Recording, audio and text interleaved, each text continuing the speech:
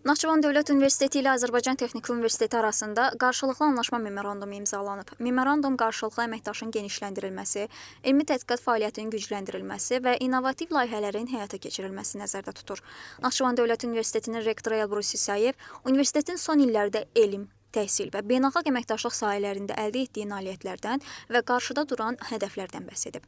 Bildirilib ki, bugünkü əməkdaşlıq çərçivəsində kiber təhlükəsizlik, informasiya təhlükəsizliyi və rəqəmsal dayanıqlılıq sahələrində birgə tədris, elmi tədqiqat və innovasiya layihələri həyata keçiriləcək. Rektor qeyd edib ki, təhlükəsizlik əməliyyat mərkəzləri, təhlükə kəşfiyyatı, bulud təhlükəsizliyi, süni intellektin təhlükəsizliyi və məlumatların qorunması istiqamətlərində də tərəflər arasında əməkdaşlıq nəzərdə tutulur. Azərbaycan Texniki Universitetinin rektoru Vilayət Vəliyev isə qeyd edib ki, əməkdaşlığa əsasən süni intellekt, maşın və dərin öyrənmə, generativ süni intellekt, agent əsaslı sistemlər, qərar dəstəyi sistemləri və məsuliyyətli AI sahələrində birgə tədqiqat və tədris fəaliyyətləri təşkil olunacaq.